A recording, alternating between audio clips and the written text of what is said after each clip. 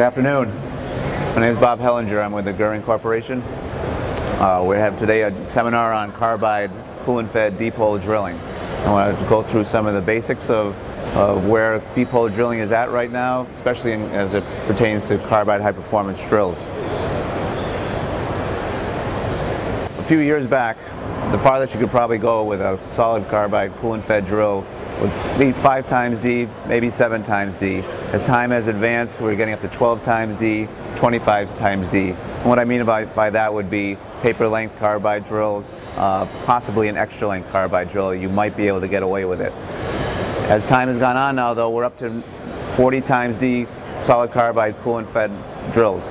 And we're also doing that at some pretty high speed feeds and speeds. This video clip here is going to show you drilling a standard crankshaft. This operation would typically be done by either a gun drill, or possibly you'd be using a solid cobalt drill, or maybe a coolant-fed cobalt drill.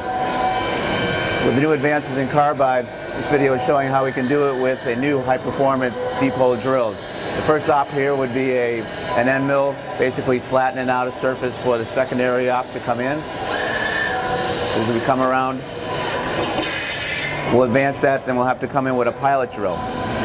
Now the pilot drill is acting as a bushing basically for the deep hole.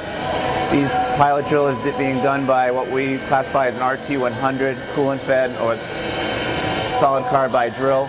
When I'm saying coolant-fed on this video, this is actually MQL, minimum quantity lubrication.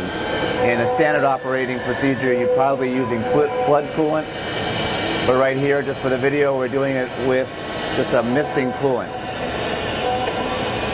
After we drill a pilot hole, we'll come around and come in with these RT100T deep hole drills. Now this drilling operation would probably be at least a few minutes if it were a cobalt drill. With this new carbide high performance drills, you can see we're doing it in a matter of seconds. This is the cutting edge of drilling at this point. A lot of advances have gone on as far as MQL and so forth, but when it comes to deep hole drilling, these new carbide designs are where it's at.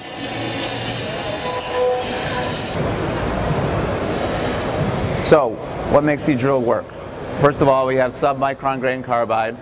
We have a highly polished flute design, double margin flute, and also these happen to be TiLN coated as far as the tip design. We make them as specials on a variety of lengths. Our standard product range right now goes from 20 times D up to 40 times D. And we also go in a diameter range from 3 millimeters all the way up to over 1.5 inches. So, a half an inch.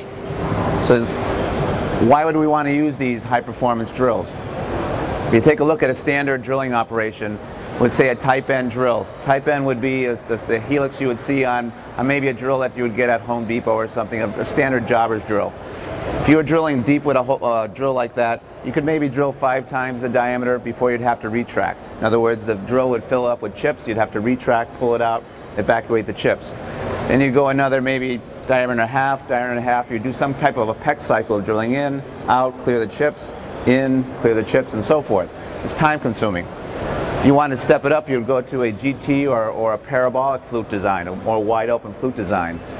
That would reduce your amount of peck cycles. Maybe you could go up to 10 times D, but you still have to do some type of peck operation to clear the chips. With these new RT100T drills, the solid carbide coolant fed, you're going to drill just a pilot hole, and then in one shot you can drill up to 40 times D, no pecks, no clear operation on that. Now how does that work? Well, first of all, let's take a look at the fluting.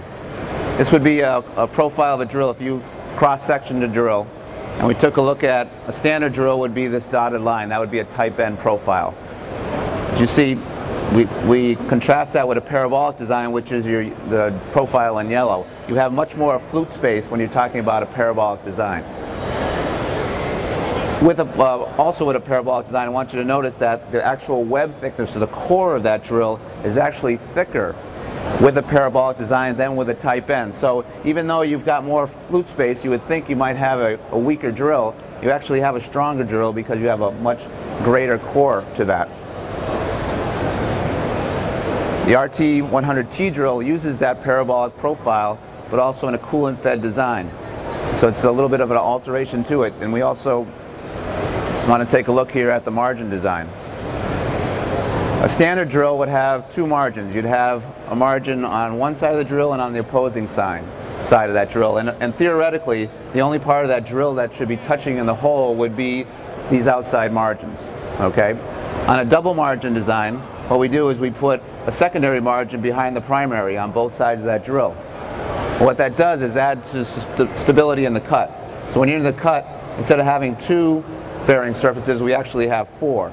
It also improves surface quality in that when the cutting lip comes around, this margin will sweep the drill.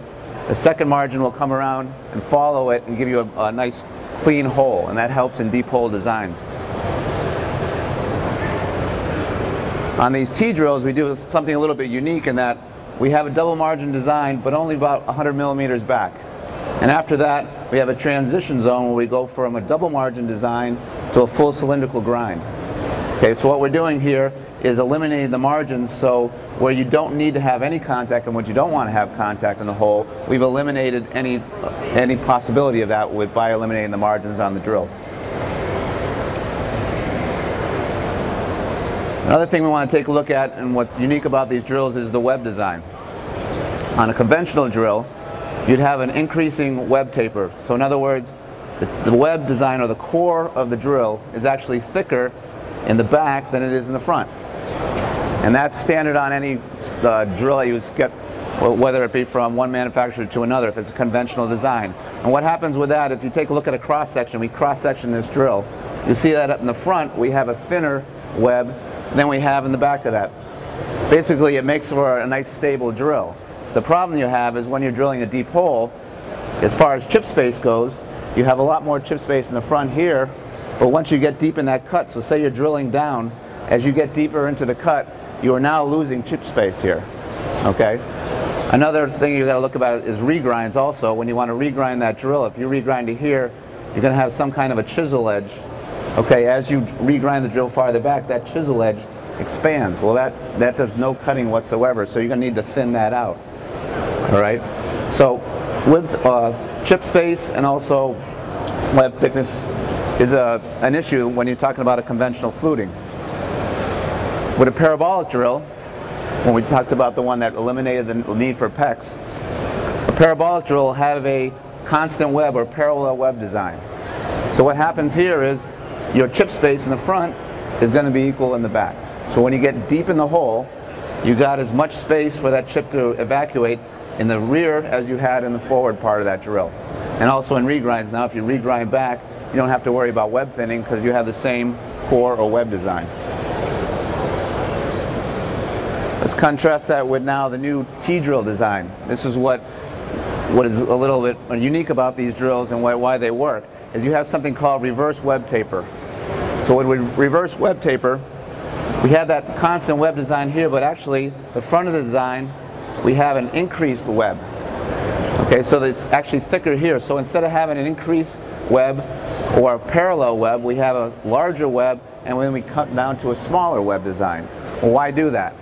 Well, first, this is where the chip is being created up front here. So as the chip is curling, and you create a chip in this zone here, it's going to be a smaller curl of a chip. As it evacuates and heads into this zone, now it has more room to evacuate all the way out of the drill. So you're creating the chip up here in the heavier web and evacuating in the smaller web. Okay. That is unique. You don't see that in a standard fluting of a conventional drill, and that's what makes the T-drill different. If you're going to apply these drills, you have to know something about how that's done. First of all, these drills will require a pilot drill, a pilot hole. And you have to drill about 1 to 2 diameters deep. And what you would use is a standard RT style drill in, and to give it almost a bushing. You'll come in with the T-drill, and it says 300 RPM, 20 inches a minute. If it's 250 RPMs or it's 18 inches a minute, it doesn't make a difference. The point is, you have to slowly bring it in before we engage the hole. So we don't want to clip the outside of that hole. If it is going at full power, and any kind of wobble in that, it'll clip the hole before it enters. So you want to enter at a slower, reduced feed rate. Once we get into the hole, that's when we're going to turn on the coolant pressure, okay? And you're going to increase your RPMs to maximum value, and also your feed rate. And this is going to be no peck, one shot, in and out. When I talked about that pilot drill, what we're doing here is we're using an RT style drill.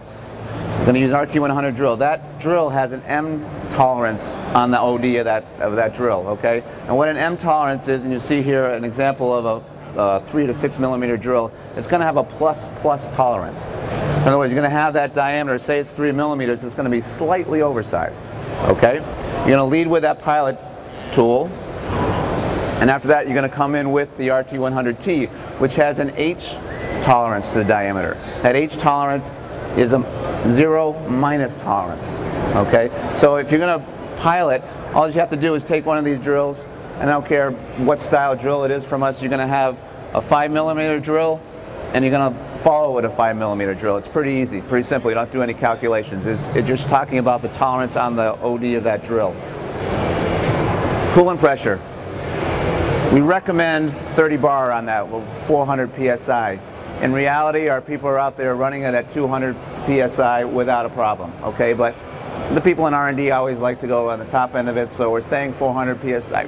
We get away with 200 psi. The more the merrier. We really want to blow the chips out of the hole, so as more pressure you have, the better, and the better hole quality you'll have. Materials.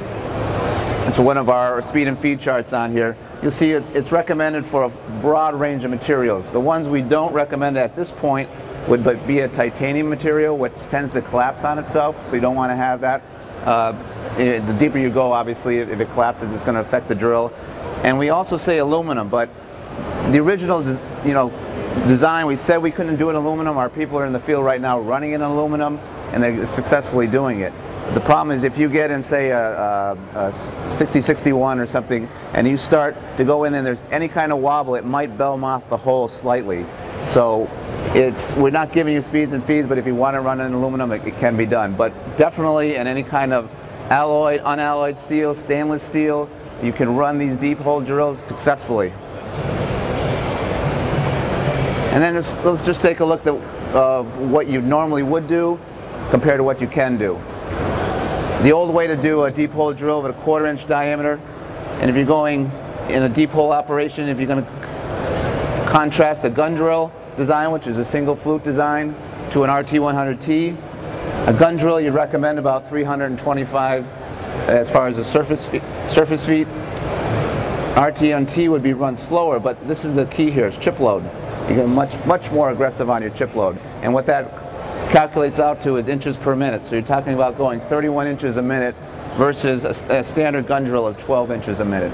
And if it's production time, which is everything, you can reduce your production time dramatically by going to these T drills, taking an operation that conventionally would have taken you 48 seconds to do down to 19 seconds.